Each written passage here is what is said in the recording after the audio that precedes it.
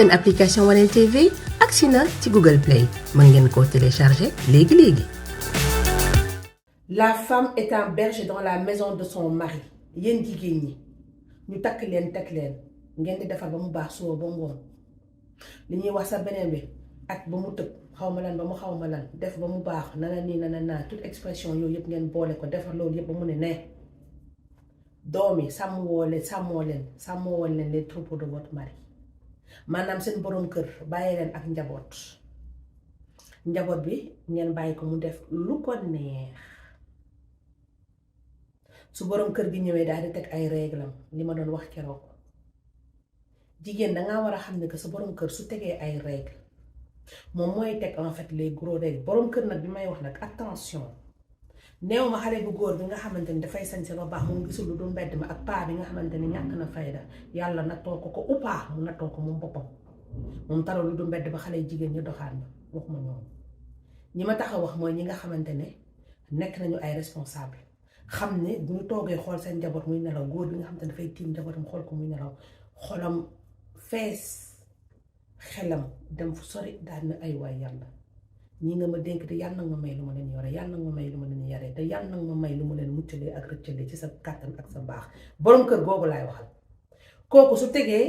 les grands points de yar mu ne lii ak lii mooy yar mu ne jabaram sama doom bëgguma mu génn tel heure bëgguma mu def li sama doom bu jigéen bëgguma mu sol nangam bëgguma mu lii bëgguma mu mèche bëgguma mu nangam sama doom bu góor bëgguma mu nangam yow yaay ji ngal la su la yonent bi saa sallam ne la femme est un berger dans la maison de son mari donc du coup est une bergère dans la maison de son mari su ku góor ki tegee les grands points de l'axe de l'éducation yow ku jigéen ki yaay indi les sous-points keroog maa ngi koy wax yow yaay expliquer xale yi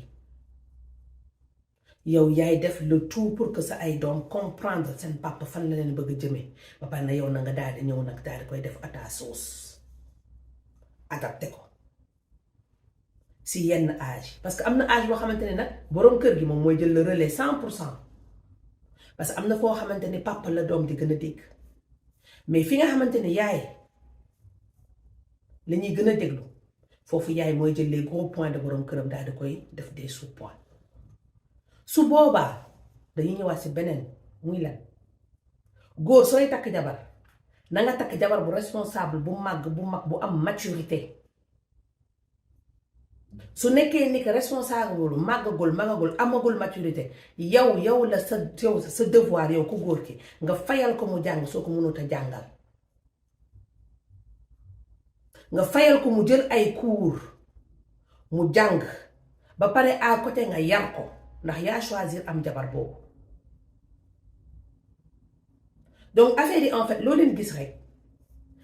dafa am ay prémices yoo xamante ne dañu koo tegal prémices yooyu moom la ñuy jël utiliser ko daal di koy ñoñal c'est-à-dire ñu daal di koy développer mën see ku ci nekk tu tires ton épingle du jeu et tu t'adaptes par rapport à individu yi nga xamante ne moom la borom subhanahu wa taala dénk ak yow la personne que tu es.